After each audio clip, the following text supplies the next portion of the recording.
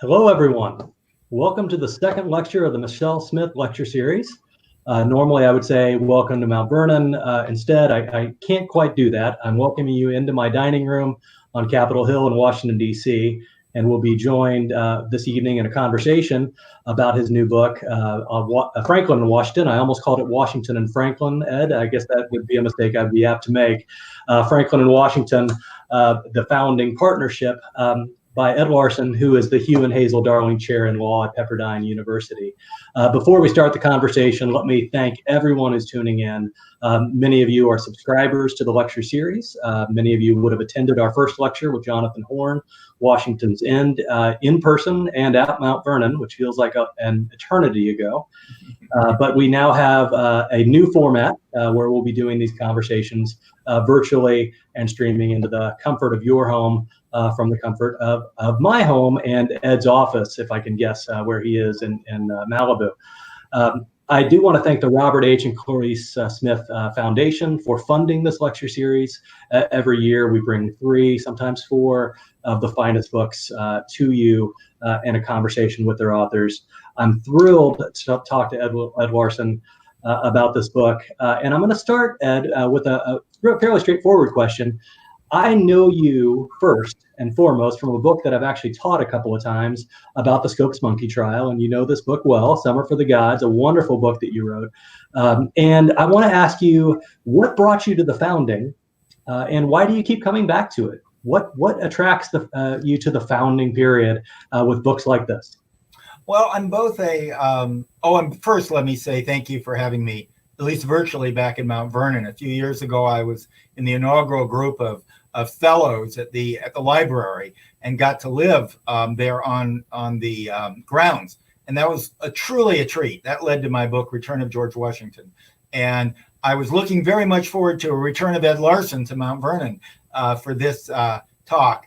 But I'm honored even to be remotely connected with this historic place that I love so much. And I've had so many times when I've been able to speak to your people in person at different lectures, I think 3 or 4, and I was looking forward to it again. As for how I ended up back with the founders, when you think about it, I have both a PhD in history and I'm university professor of history. In fact, for years was chair of the history department at the University of Georgia, where I taught the first half of American history regularly, which of course focused right there on the founding and the founding period. I also have a law degree and have always written on the Constitution. In fact, I published collected notes of the Constitutional Convention that featured Madison's and Yates and the other notes that is widely used in classes. So I've always taught that period. I've taught constitutional history at Stanford Law School and different things. So I always had the two interests. And assuming that when you assigned my book, Summer for the Gods, you read it yourself, you notice there's a lot of constitutional history in that. Yeah. And so what had actually happened, it's sort of an odd story, is I published the book on the Scopes trial, and then I published a couple other additional books, and an editor at a large publishing house, I think was at Free Press, contacted me and said, would you like to write another book like the Scopes book? And I said, okay, but what do you mean? Well, I mean, you're telling me something. What do you mean by another book like the Scopes book? What do you have in mind? You want one on the Leopold Loeb trial? I mean, what do you have in mind? And they said, no. That book covered a fascinating episode in science and religion in American history.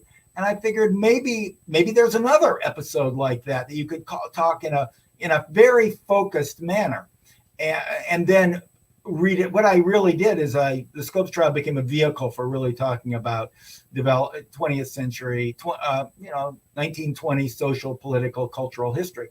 And so I said, well, I don't know. I'm sure there are other episodes. In fact, I once taught a grad seminar in episodes in science and religion in American history after I'd done the Scopes trial. The Scopes trial was one of them, and I had about 12 others, and we looked at them one a week. I'll send you the syllabus and see if you like any. And one in that syllabus, one of them was the election of 1800, where Jefferson, a fellow Virginian and close friend, of course, for a while of George Washington, they sort of broke on the end, but they were very close initially, very close. And And John Adams, who of course had been Washington's vice president, but a person Washington could never tolerate. Yeah. And you can ask your director Doug about the Adams Washington relationship. I don't think anybody got along with John Adams but his wife. But anyway, that aside, that election. And so they picked that. That was one of the elections because Jefferson was viewed as a candidate of science and Adams was viewed as a candidate of religion.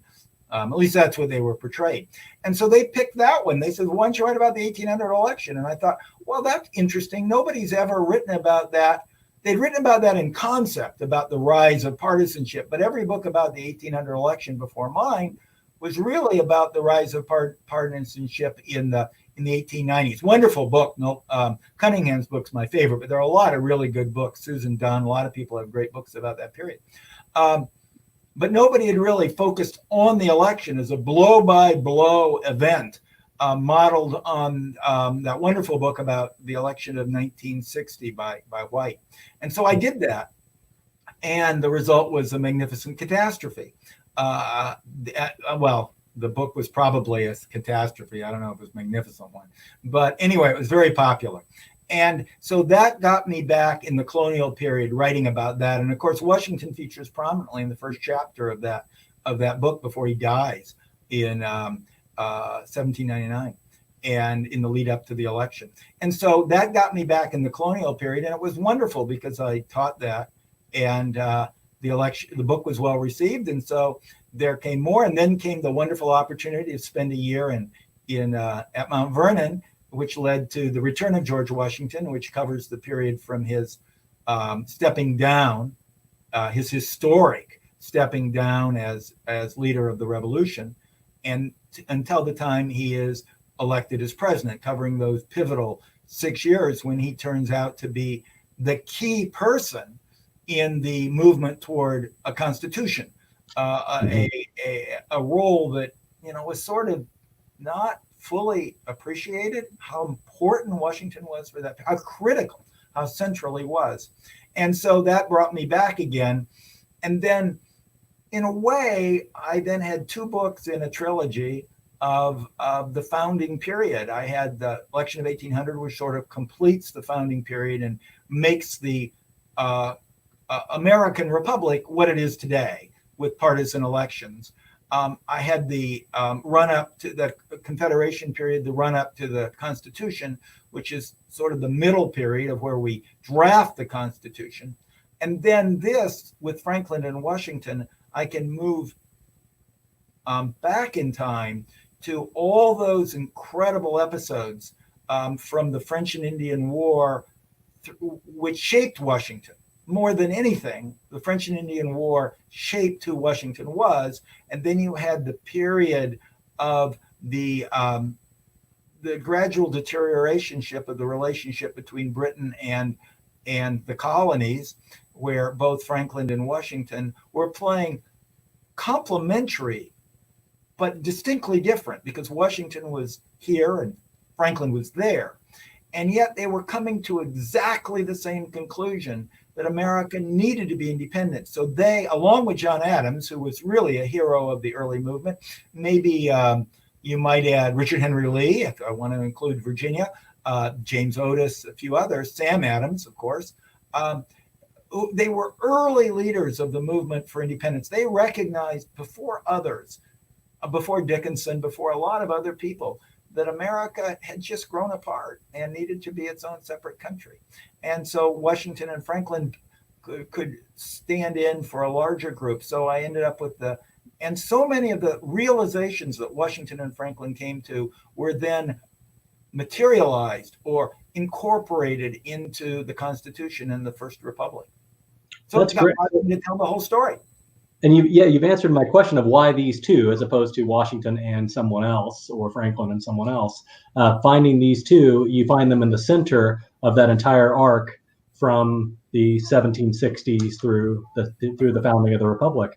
Well, let's talk about that early period. Where does this relationship between the two men begin? We know Franklin's born in Boston decades before Washington. Washington is, of course, a Virginian born in 1732. Where do they first meet up? What's their first encounter? It's during the French and Indian War. Remember that the French and Indian War really started. In fact, Washington played a pivotal role in that, but it really started at what's called the Forks of the Ohio, or the Ohio country, where Washington would have significant land holdings later. But back then, we're talking about the area around Pittsburgh, and that area, because of the quirks of the colonial charters, was claimed by both Pennsylvania, which claimed all the land going west from the Delaware River, going west to and beyond Pittsburgh, to basically the western boundary of Pennsylvania today. But Virginia, by an earlier charter, claimed its boundary that went west by way of the Potomac River. And when that was drafted, nobody knew the Potomac River really went northwest as opposed to west. And the result is both Virginia and Pennsylvania claimed the area around Pittsburgh before the American Revolution. Both had valid colonial claims to those regions, and both in the 1750s were projecting settlers back into that region that is now settled by Pittsburgh. So there were settled around Pittsburgh. So there were a lot of Pennsylvanians and a lot of Virginians, and Washington was connected with the Virginia Company, the Ohio Company of Virginia, that was formally trying to project settlers there, but Franklin was involved as well. Franklin, by this time, by the 1750s, Franklin had made his fortune. He'd come to Pennsylvania with nothing. He fled an indentured servitude in Boston, went to Pennsylvania, and simply by dint of incredible hard work and amazing native ability, had become one of the richest men in Pennsylvania. He built a whole chain of publishing houses and integrated backward into paper mills. He was writing the Poor Richard's Almanac, which was read all over the Americas, but even somewhat in England. He had newspapers. He'd grown incredibly successful, and then he'd made his fortune, decided to go into public service. Sort of like an early Bill Gates or something, who then leaves the Microsoft and becomes a philanthropist.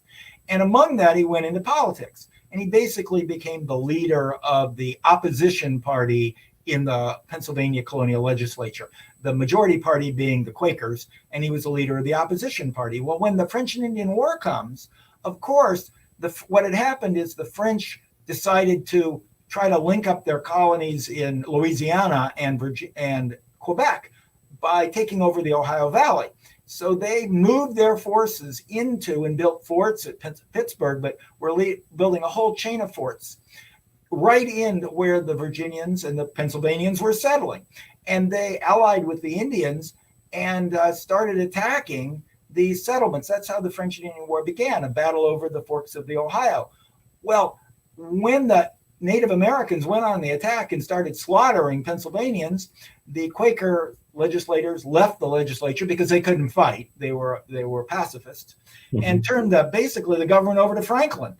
And he's put in charge of building a militia. So he becomes colonel, leader, top person in the Virginia militia. And he's so clever. He figures exactly where to put the forts to push the Native Americans back. He does a brilliant job in stopping the assault of the Native Americans. But Washington, and this is key to the story, Washington, because his brother, the head of the Virginia militia, Lawrence, has died, Washington's taken over the Virginia militia at a very young age. And he's in charge of the Virginia militia. So they're both together trying to defend the frontier against the French and the Native Americans. So they start meeting then. Later, Braddock is going to come in. The British are going to send a force over, and he's going to march on Pittsburgh, on Fort Duquesne, with this line of redcoats to the frontier. And both Washington and Franklin say, don't do it. They're going to wipe you out. You can't walk through there. The Native Americans will kill you all. But he decides to do it anyway. He has a wonderful line to Franklin. He says, "They may beat your local militia, but they'll never beat us proper redcoats." Well, needless to say, they're all slaughtered, and Washington carries back the general's body and buries him under the road where the Franklin's wagons are crossing over. But Franklin and Washington grew to really respect each other at that time. They were both colonial military leaders. They both cut their eye teeth learning the military. Washington learned a lot. Franklin became a big supporter of Washington. In fact, they learned a few lessons, and they learned the same lessons. First, they learned from the French and Indian War, first, that you can't trust the British. They don't have your interests. They don't have American interest at heart. They'll happily tax Americans without representation, and they'll take the frontier. Right after the French and Indian War ended, the British got the frontier, and then they closed it to Pennsylvania and Virginia settlers by the proclamation of 1763. Both Washington and Franklin deeply believed that America's future was on the frontier. In the sense that they believed what made America different than British people. British people were all serfs. They were all owners or serfs. They were all upstairs or downstairs in the story of it was late as maybe told in Downton Abbey.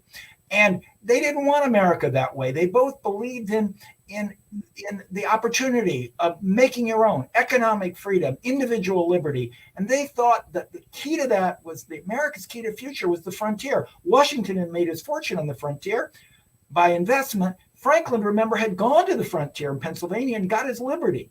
And so the idea that the British would take away the frontier meant it would take away everything that make America Americans. That was a key shared idea.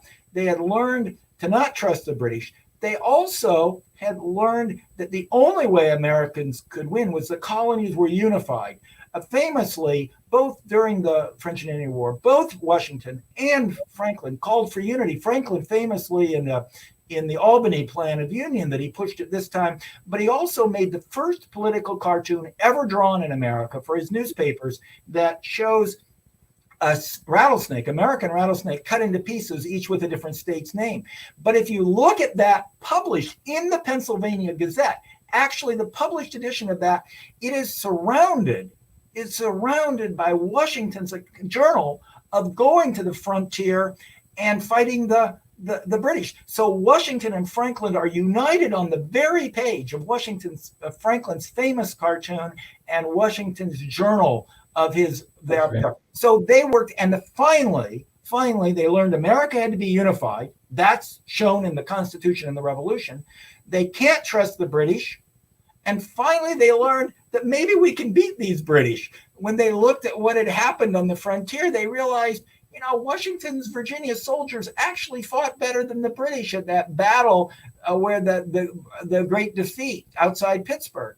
And so they both decided, maybe these British can be beaten in the frontier by our frontier soldiers. So they came together then, and basically off and on again, they stayed together until they both appeared at the Second Continental Congress in 1775 as representatives of their two states, and both as early advocates of American independence. So let's not get there quite yet, though. I want to take you back into the 1760s. Actually, both men aren't playing an active role in the French and Indian War up to the close. They sort of step away from it. Washington in the 1750s, late 1750s, and Franklin around the same time. But the Stamp Act, in your telling, and I think now might be a good time to show the cover of this book that we've been talking about. I think it shows both of them as older men, but Franklin's already kind of approaching this age. Because he's got a good 25 years on Washington, but these two men are brought back together in your telling by the Stamp Act, by a shared sense of purpose. And I wonder if you could just talk to us about what was it about the Stamp Act? I think we take it for granted that it's this thing that united Americans, and yet it's the vehemence with which, the way you describe it, Washington, for instance, uses the phrase that it would be morally impossible to abide by the terms of this Stamp Act for lawyers and judges to follow the terms of the act. Something about the Stamp Act really got under the skin of both Franklin and Washington. What was it? Why was the Stamp Act such a crucial moment for this nascent revolutionary spirit? In the simplest terms, it simply was, as the banner read, taxation without representation. And they believed that absolutely fundamental to the right of English people everywhere, they'd say English, we'd say British, but they'd say English people everywhere, is the right to set your own taxes through a legislative body, the House of Commons in England. And Franklin had been pushing ever since the French and Indian War. He just kept looking at the British because he had gone over and served as originally, right in the late stages of the French and Indian War, as you point out. He was elected by Pennsylvania after it was sure the British Americans were going to win the war. He was sent over as the representative of the Pennsylvania Assembly in England, and he does such a great job because he's already a world famous scientist by then. He's already done his electricity experiments by then, and he does such a good job that 5 or 6 other colonies make him his representative as well. So he was very busy representing like 6 different colonies. Mm-hmm. And he realizes that he's always arguing, we're going to be more important than you eventually. He calculated his math, and he says by the 1840s, we're going to be more people in the colonial America than there are in England. Philadelphia is already the 2nd largest English-speaking city in the world. We should have representatives in Congress, in Parliament. Then everything's going to be fine. But they wouldn't do it. And he saw them. He was fighting them there. He saw that they were legislating always for their own self-interest, the people who elected Parliament, which was mostly the merchants in London. Now, Washington felt the same way. He was constantly being mistreated by his agent. I mean, truly mistreated by his agent of his plantation in London. Why? Because his agent had representation in Parliament, and they were constantly passing laws which made growing tobacco in Virginia, he figured out, totally futile, because they'll constantly make us send all of our tobacco through London, and we're going to get the short end of the stick because of their laws. In fact, that's why he shifted smartly from growing tobacco to growing wheat and became a wheat farmer, because that was exempt. But he saw by experience that we're never going to get treated right. And the Stamp Act was the extreme example of that, because this was internal attacks imposed on all newspapers, legal documents, and filings, land filings, imposed by the British, enforced by British troops sent to the colonies and quartered in American homes. And so it was hitting landowners, investors like Washington. It was hitting printers like Franklin. Of course, it was hitting lawyers like the Lees or like the Adamses. And, if you really want to make somebody mad, you don't want to make the rich people, the writers, the publishers, and the lawyers mad. But that's what it did. And they realized that they can take all of our money. What's to stop them and Washington had felt that so deeply as a planter, that these Parliament is constantly, they figure out how much money I make and they take it one way or the other. They take it for their agents, our agents that we're forced to have in London, or directly by directly by taxes or by import-export duties.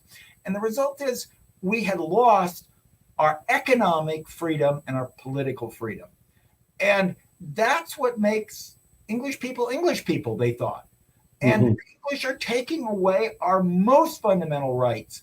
And both Washington and Franklin, but others like Adams, realized this too, and the Lees.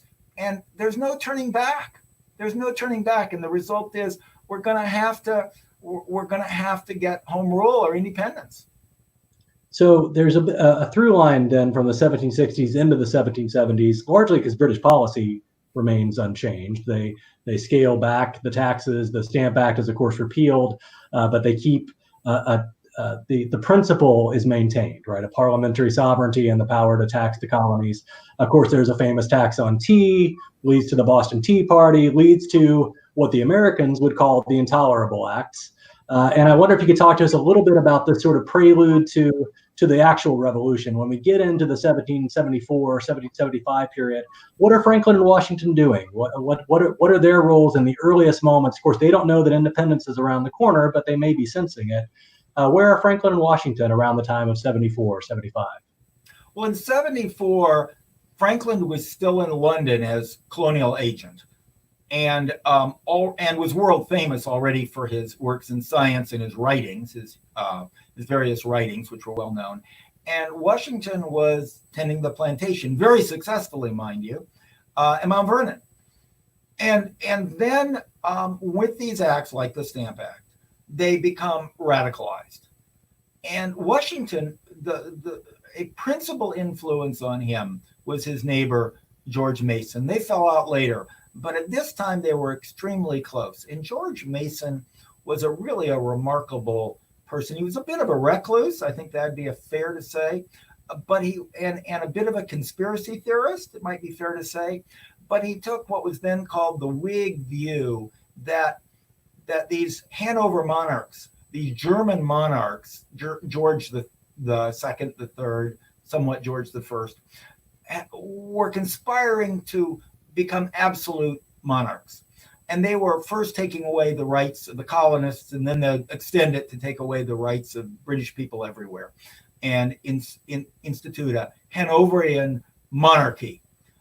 Now, he believed that deeply, and there were certainly other Whigs in England who felt it, and Mason read those, and he shared those with Washington, and they led to the Fairfax Resolutions and other activities by Washington.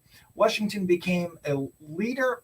I mean, as we all know, he wasn't a great public speaker, but he was a monumentally impressive presence, and he was a member of the House of Burgesses, and there, by his sheer stature and his standings as a war hero, a true war hero from the French and Indian War, when he became radicalized and became committed and brought down resolutions that were largely drafted by Mason and submitted them, he became a leader in the revolutionary cause. And so he was elected, amazingly, really, as a legislator who was not a great orator.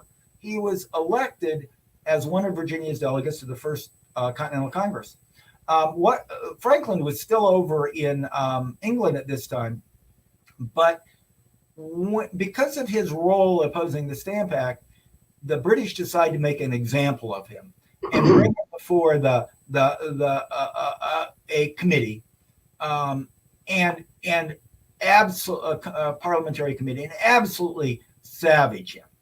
And he never forgot that day. He never forgot that day. He didn't think he deserved it. He thought he was trying to make the empire work.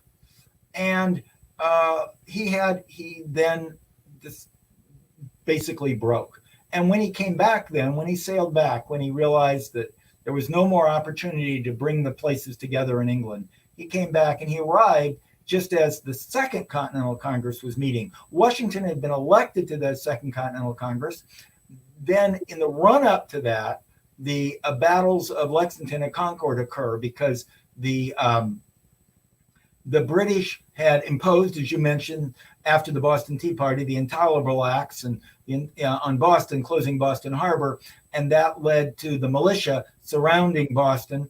And then then the British tried to push back the rebel government by attacking Concord, and that failed.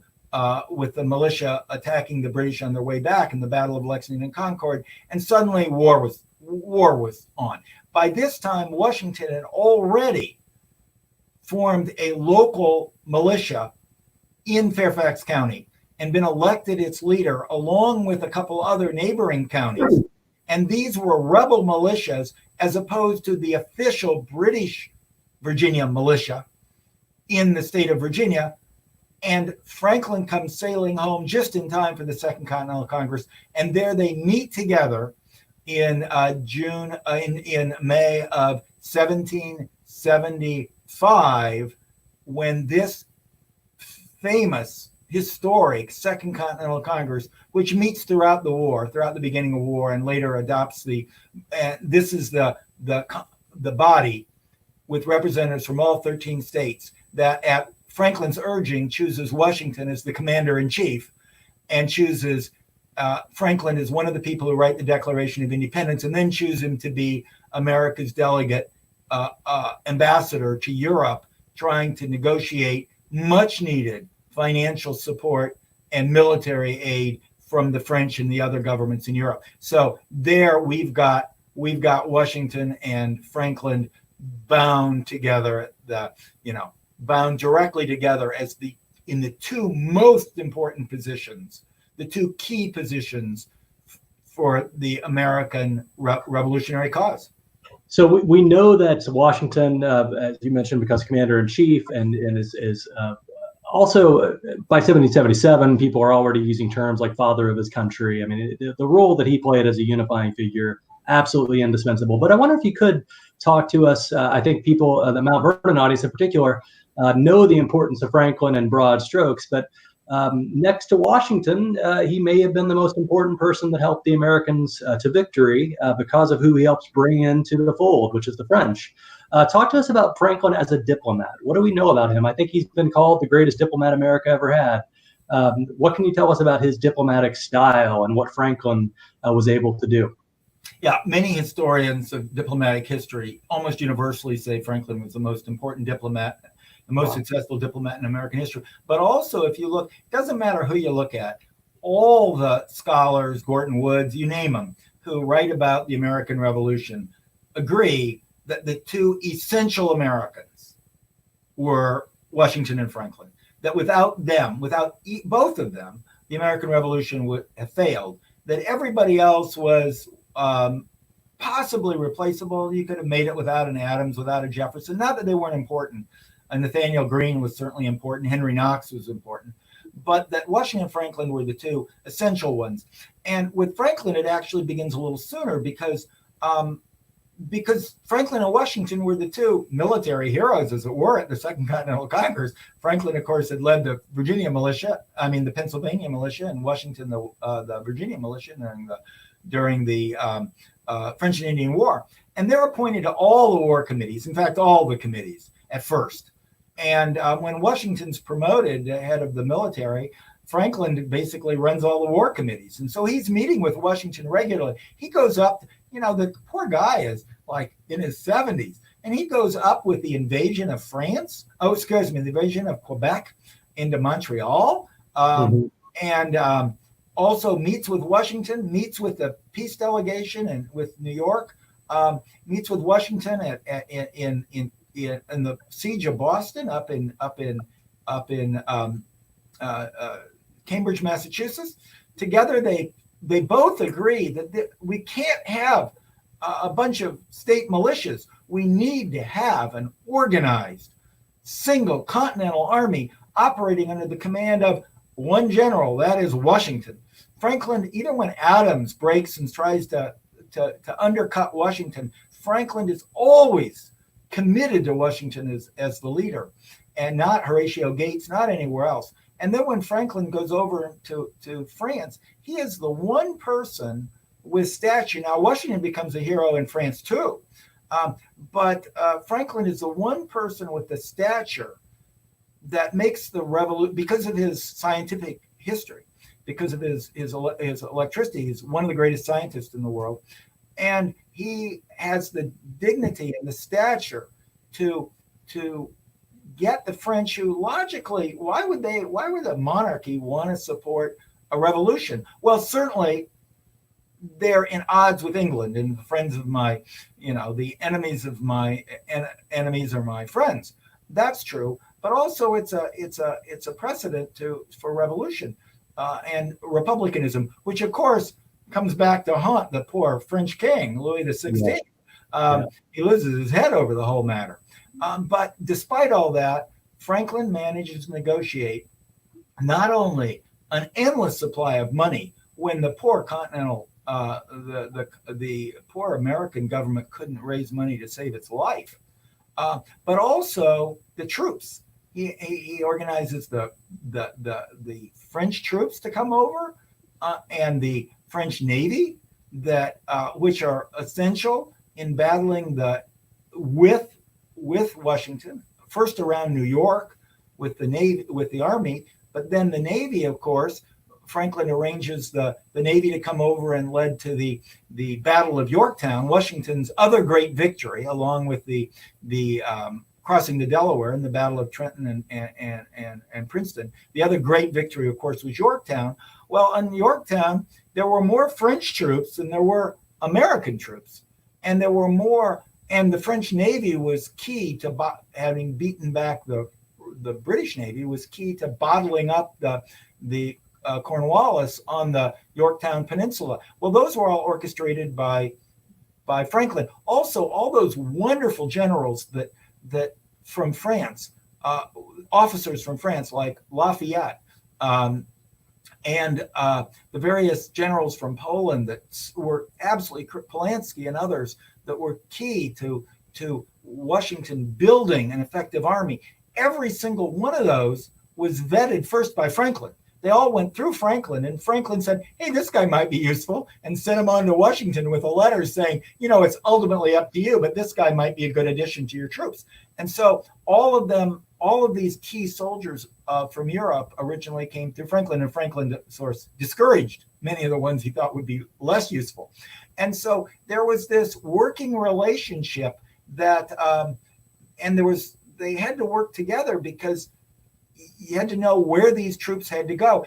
And it wasn't just troops. Also, the French were supplying arms for the soldiers, clothes, shoes. They talk about the American army went barefoot. Well, it literally did go barefoot. Many of these American troops had no shirts. They had no shoes. They were marching around in Morristown in the winter without any shoes. The shoes, to the extent they got them, came from shipments that Franklin arranged at Washington's pleadings from the French. So did guns, so did clothing. And they had to work together. They relied on each other. They trusted each other, and they knew they had exactly the same ultimate goals. And one thing nice about these two, you look at so many partnerships and they become rivalries. Look at Adams and Jefferson. They break down as rivals, or Jefferson and Hamilton. And there's not one iota of that. Both of these men, and that's one of the things that I grew to admire when I studied all their letters, all their correspondence, all their many meetings. There's never one note of jealousy or rivalry. They both men were comfortable in who they were. They both believed. They didn't, Adams, for all that Adams was, or Richard Henry Lee, the same way, they always felt threatened. And these two men, they never felt threatened. They were totally comfortable in their own skin, and therefore they could work together. And I truly, that's a quality of leadership that is really special. That's remarkable. Yeah.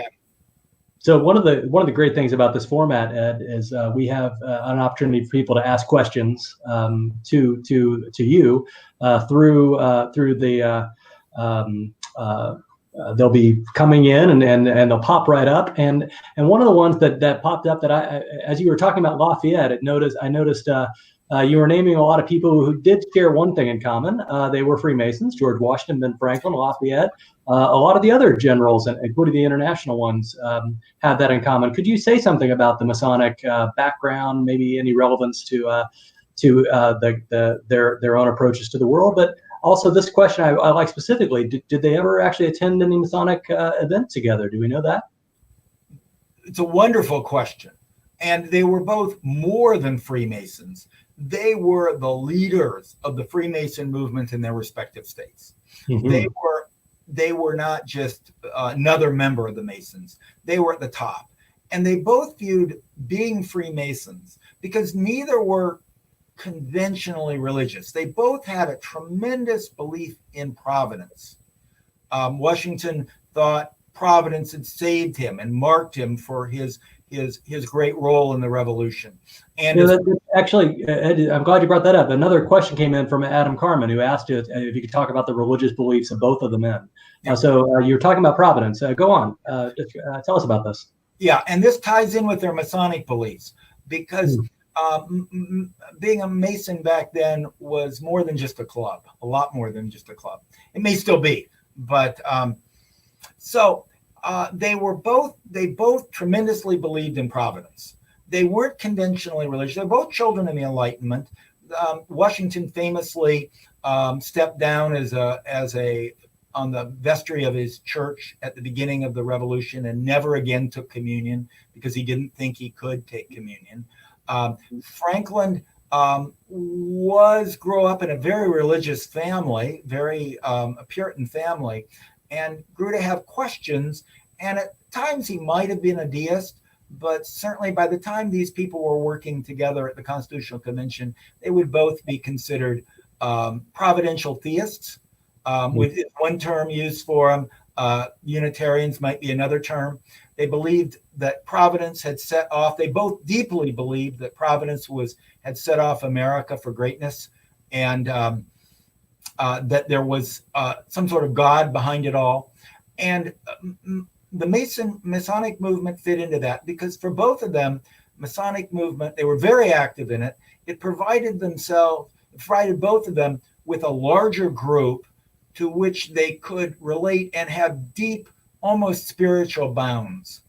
And that was important for Franklin when he was a agent in England, and then very important because the Masonic movement was huge in France, in Enlightenment era France. It was important for him building ties and trust in France because this was a brotherhood. It was also important with Washington and his officers. So It gave them a larger purpose and a group of people who instinctively trusted them. And so it was a tie from the very first time they met. They were both very early members of the Masonic movements in their respective colonies, moved high up in those movements, were leaders in it, and it provided them the sort of the alternative to church membership. That's great, and I'm glad you're able to expand on that in both contexts. How it helped them see the world differently, and the role that it played. There's another question that is coming in from Michael Shire that I want to bring up that I think is actually there's an obvious answer here, that a lot of what you learned about the relationship between the two men came from the letters that they exchanged, because that's one of the great things about history. When people are apart from one another, we actually have more evidence to work with, and they were apart for much of their shared efforts on behalf of the Revolution, for instance. Could you talk to us about the way that they exchanged letters after, say, let's just go with the Revolution, because I know that they're on both sides of the Atlantic with a shared purpose. Tell us about the letters they wrote. What did you learn? Sure. And this was a real benefit for doing research, because there are both and I should want to give a shout out to the correspondence projects for both Washington, which is now, I believe, works largely out of Mount Vernon. It was originally based in Charlottesville, but I think it's mostly out of Mount Vernon now. You have a strong connection with it. And then the one for Franklin. These correspondence projects are magnificent, the way they've collected the letters and annotate those letters. And that was a tremendous asset in the sense that you can follow not only their letters back and forth, but also letters to others when they refer to Washington, refer to Franklin, or Franklin refers to Washington. But their correspondence begins obviously to some extent in the French and Indian War. It's sporadic after that because they're in two separate states. But during when they become apart, after they get together at the Second Continental Congress, when they split apart, when Washington first goes off to lead the commander-in-chief, and then when Franklin goes to France, they begin corresponding together because Franklin is still head of the war committees, so he has to write to Franklin, and then when he's to Washington, and then when he's in Paris, he has to write. And then it continues thereafter because they have become friends, and you can see their terms of endearment, and you can try to, like, their salutations. And then you compare it to the salutation to other people. And certainly Washington, there's no one that he has warmer salutations with than Lafayette. Lafayette's are the dearest, my dearest son, my dear, it's almost the way they refer to each other. But Franklin's only a step below that with the way he refers to him as dearest friend and other way they correspond, so the way introduce each other. Franklin's the same way. Your devoted servant. Now, some of these are conventions, but then you try to compare them with how they write to other people. And Franklin was not as close to certain other people. Washington was not as close to certain other people. He certainly wouldn't write to Horatio Gates like that. Right. And Franklin wouldn't write to the Lees like that, or to John Adams. There was a certain distance, and you can see their level of relationship and the types of things they write to each other. My favorite of them during the Revolution is when Yorktown is successful. When Yorktown is successful, Washington sends a fast frigate to France. He doesn't wait for Philadelphia to tell him, the government at Philadelphia. He sends a fast frigate right to France with a note to Franklin, telling Franklin what had happened, that they had won the Battle of Yorktown, and that put them on the final road to independence. So there is this ongoing relationship that appears in the letters, and these continue right up to the end, right to their Franklin's last year of life, where they continue to write back and forth and use terms of endearment for each other. So before we go to other questions, actually one just popped up. We'll get there in 1 second, but let me pop back in, and then because we haven't talked about the convention. The Constitutional Convention, where Franklin and Washington, obviously the two most remarkable men, the two most influential men in America, are both in the same room together again for a number of months. There's a great painting, obviously decades later, or centuries later, even by Howard Chandler Christie from the 1930s, that puts both Washington and Franklin right at the center in different ways. And I wonder if you could talk to us about this painting. Some people may have seen it in the Capitol. I also, as an Oklahoman, at least I taught at the University of Oklahoma for 8 years, there's a slightly different version of this at the Gilcrease Museum in Tulsa. It's a remarkable snapshot from the 1930s, looking back at the Great Convention. But it could tell us about this Christie painting and where you see Franklin and Washington in it, and what Christie's trying to get across. This picture, more than anything that I know, captures the Americans, the vision of Americans, the view of Americans have of the Constitutional Convention. This is the picture of the signing, and it's not historically accurate. For example, the drapes are open intentionally to show a bright new day. And of course, the drapes were closed, the shutters were closed. This was all in private. There would have been no open windows in the back. But Christie wanted to show a bright new day. And the light coming in from the backlighting makes all these members appear almost like with halos around them. They're backlit in the way because of this. And he intentionally groups people together. Nobody has any idea exactly how they were organized. So he groups them together in groups. And interestingly, the picture shows everyone who signed the Declaration, signed the Constitution. Some of those people had already left because it was signed the next week, and they weren't there, but he paints them in. Also, famously, three people, two from Virginia, George Mason and Governor Randolph, and Elderberry Gerry from Massachusetts, didn't sign. They were there, but they're airbrushed out of this picture. So it's clearly a picture designed to show image. And look at the way it's put together very carefully. Washington stands on the side above everybody else, head and shoulders above everybody else, looking out as if looking to a distant shore. And right smack dab at the center, the only person looking directly at the viewer is Ben Franklin in blue, standing out in the middle, with Hamilton leaning over to catch his ear and Madison over on the other side. And then if Christie, when he painted the picture, has a key, and he lists every person there, beginning with 1, 2, 3, 4. Now, number 1 is George Washington. See, there's a little picture of it, and then there are numbers on it. And number 2 is Franklin. Well, they're not. This obviously doesn't start from the right or the left or age or anything else. Yeah. They are clearly and then Hamilton, Madison are 3 and 4. And that's of our view of their relative significance. And I think that's fairly true, because when they went to the convention, if you look at the newspaper articles, they all mention that Washington and Franklin were going. They were the two larger in life Americans. They were the only true national heroes in America, recognized from Maine to Georgia. And so they're always listed. They had been the two chief public advocates for a convention. Sure, the Annapolis meeting, Hamilton issues the call and things like that. But Washington had basically been pushing for this since the end of the Revolution with the circular letter to the states. And as governor of Pennsylvania, because when after the Revolution is successful and Franklin comes back, he's elected 3 terms. I mean, the guy is 80 years old. He's older than Joe Biden, and he's elected 3 terms. And people, didn't age as well back then. He's elected 3 terms as governor of Pennsylvania. So he's the sitting governor of Pennsylvania at the time of the call and the holding of the Constitutional Convention in his capital city of Philadelphia. And then you look at the ratification, all of the articles, you can just read, and I go over them in my book.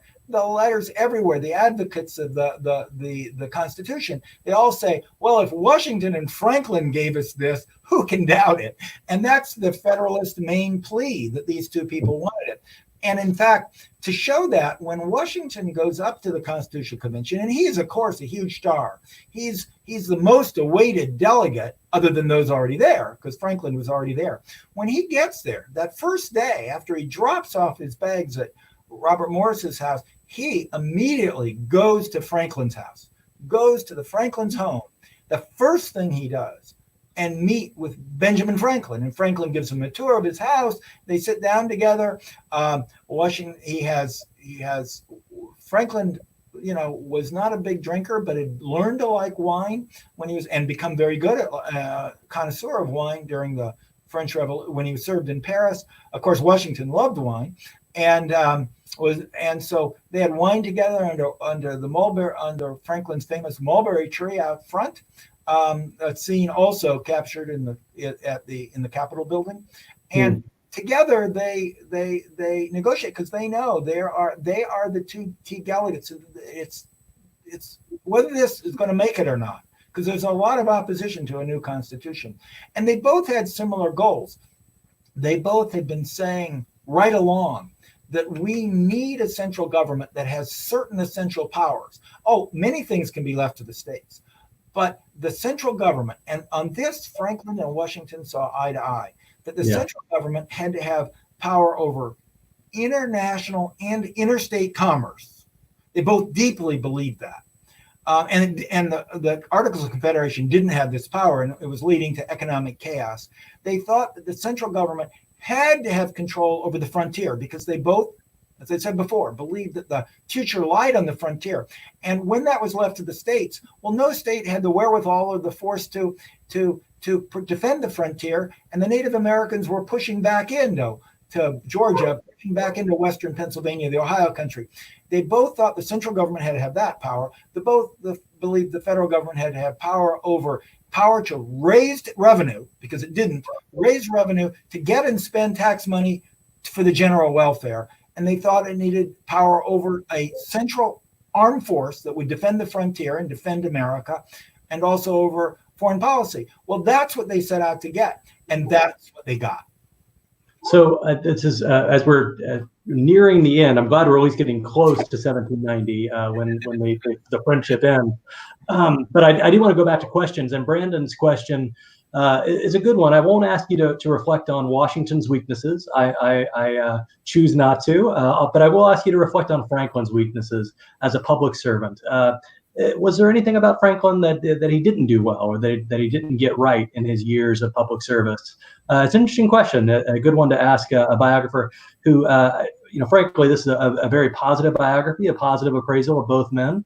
But what's the flip side? Was there a weakness? I think it's a fair portrayal, because these were both extraordinary men. Franklin, like Washington, they were both thin-skinned. They both did not take criticism well. Neither of them did. They would share that. Neither of them were particularly good public speakers. As a result, they both relied on others. They both took counsel. They both tried to share credit, but because they weren't orators, that gave a certain power to somebody like Patrick Henry, and who could rally people better than either Franklin or Washington could, because they just really didn't have that skill. And so that would be one weakness. Franklin, it depends on what you call it. He had his opinions. He would listen to others. He would take counsel, and he would compromise. Both Washington and Franklin had another trait in common, is they're both principled people, but they both believed they were willing to compromise on means to receive ends. And the result is Franklin ended up compromising on things that he didn't agree with in the Constitution. He thought he did not believe in the strength of the presidency. He thought there should be a much weaker presidency. Like he wrote the Constitution for Pennsylvania and had a weak presidency. It was actually called the President of Pennsylvania. Franklin held that 3 times, and it worked when he led it, when other people, because of his strength of character and power. But when other people liked it wasn't strong enough. Washington wanted a strong presidency, the presidency we see today. Washington basically got his way on that issue. Franklin lost on that issue, though Franklin did get impeachment and other powers added on. So they battled over that. They differed over that.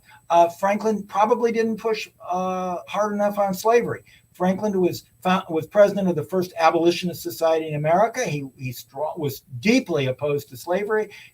Pennsylvania became the first state to abolish slavery after the Revolution.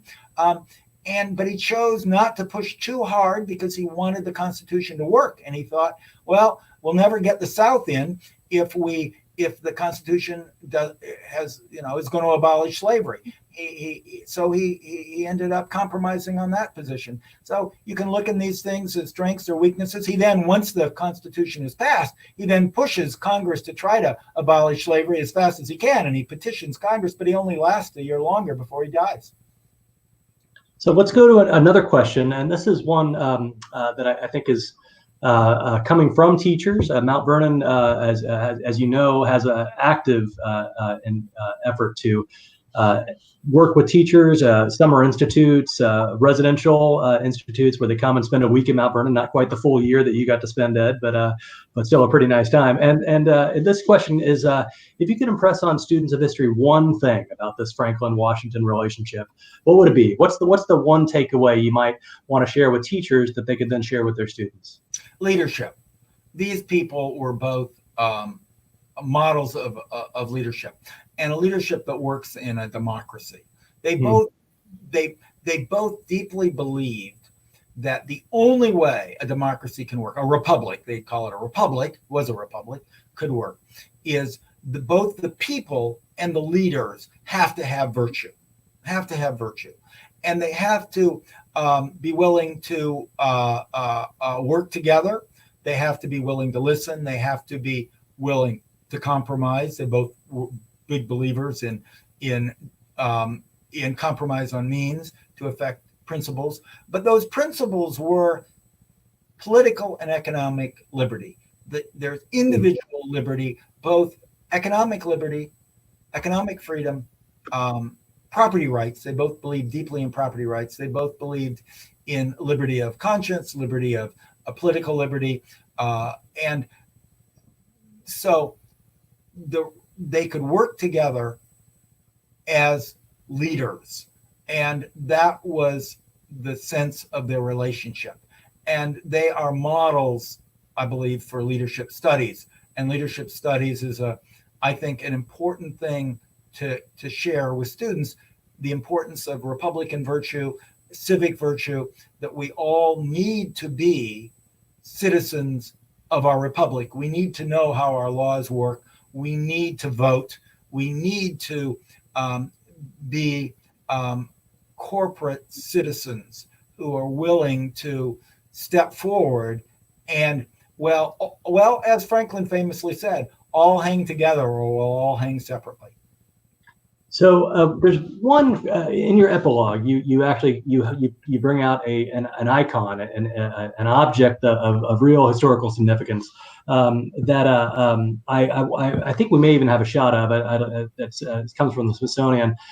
This is a walking stick that Franklin bequeathed to Washington. Tell us about it. What's special about this object? It looks remarkable, but why did Franklin give Washington that instead of something else? I'm curious to hear more about the story. Well, the fact that he gave him anything is tremendously significant, because Franklin had a family. He had children, unlike Washington. He had children who he doted on, and grandchildren that he doted on. And he gave them a variety of things. And he didn't single out any other people for gifts, but he'd received this. And I just pulled out that section. The will, Franklin's will, says, my fine crabtree walking stick with a gold head curiously wrought in the form of the cap of liberty, I give to my friend and the friend of mankind, General Washington. If it were a scepter, he has merited it and would become it. Now that says a lot. It says a lot because he didn't give anybody else anything. He had a lot of longtime friends. Both Washington, that was a trait of both Washington and Franklin. They were loyal to their friends, and they had lifelong friendships. But yet he singles out Washington, who's been elected president by this time. And Franklin had been given this walking stick in France at the time of the Revolution. It's a beautiful piece. It's made from a crab tree, so it's sort of wrinkled. And by this time, when Franklin was in France, he was in his 70s, and he had trouble walking with the gout and his other illnesses. And so here was this beautiful walking stick that was given to him by a French aristocrat. And on the top was this gold head with the Liberty Cap. Now, the Liberty Cap was a symbol of the American Revolution back then. And so when he dies, rather than give this very valuable piece to his children or his friends or to a museum or to anything else, he gives this to George Washington. Now, it's a little bit to me like the passage in the Old Testament where the prophets anoint Saul as king. And here, Franklin, who is the prophet of America, the sage of Philadelphia, gives this walking stick as a scepter to George Washington, and the one gift he singles out. And Washington was really deeply touched by this gift, because here it was Franklin passing away with this special gift from that had been given to him by the French, and with the Liberty Cap head, as opposed to a royal scepter, this was a people's scepter. And I think Franklin was trying to send a message to Washington that, remember, you're the sovereign of a people. You reign for liberty. You don't reign for your own power like the English king or the French king. You don't reign, you reign for the people, and you reign for liberty. That's what America stands about. Franklin believed that deeply, and he knew Washington believed it as well. So he saw that as an appropriate scepter that he, as like an Old Testament saint, passed on to the first king of Israel. That's a wonderful story, and I'm really glad you brought it in as the epilogue, because it has a real message for the future, as you suggest, about what the Republic is all about. It's our Republic. This is a beautiful book, Ed. I could bring things to a close with a question for myself, but actually it looks like we have a question from a former colleague of yours. I think is that right? With all of your research on George Washington and Ben Franklin, if the two men joined you for dinner, what would you ask them? That's a great question, and don't go light on us. What would you really ask them? It would be a wonderful dinner. They had many dinners together, including during the Constitutional Convention. They ate regularly together.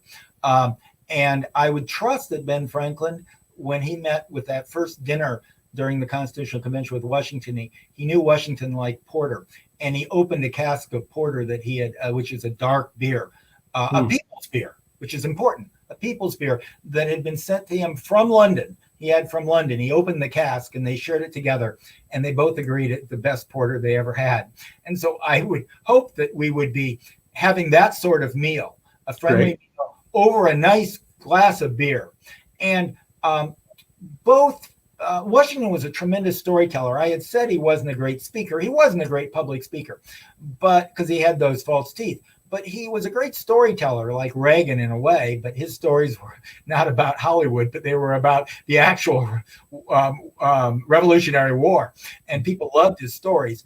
And so, they'd be telling stories. And Franklin, of course, was a humorist, and Washington loved to joke. And Franklin was a great joke teller. So they would be having this wonderful meal where they would, and I would just want to mostly be listening to what they had to say, because they didn't talk idly. They always had a purpose for when they talked, because they were both such wise men.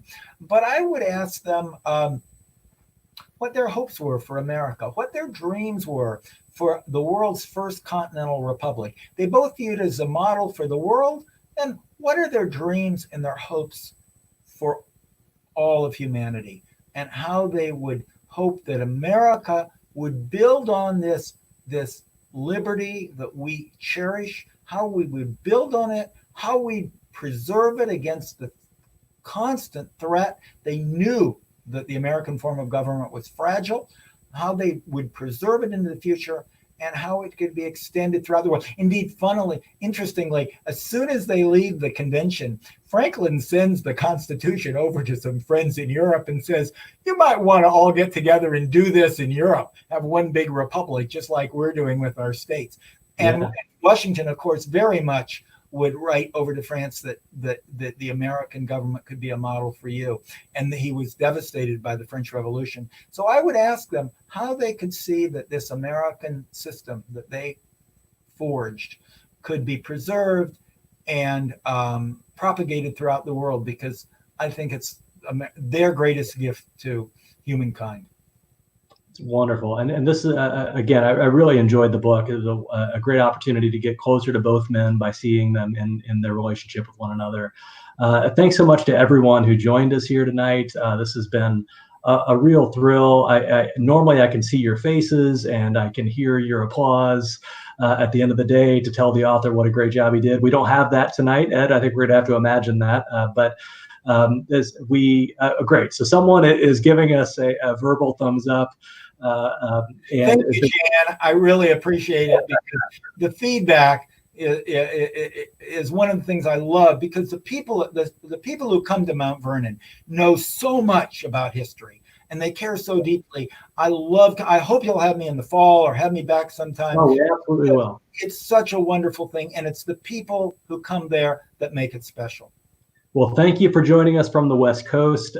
Please come next time. It's going to be in person, and we want you back in Mount Vernon. Keep writing about the founding. Keep Washington in there, and we look forward to what else you can have to teach us. So thanks, Ed. This has been a wonderful evening, and thanks to all of you for joining us. We'll see you again. There is a third lecture in the Michelle Smith series. Date still be determined. We'll get there. We'll be joined by T.H. Breen with his new book. But this is a wonderful, wonderful conversation, and thanks so much, Ed. Thank you, Kevin. Take care. Take care, too. Stay well. You too.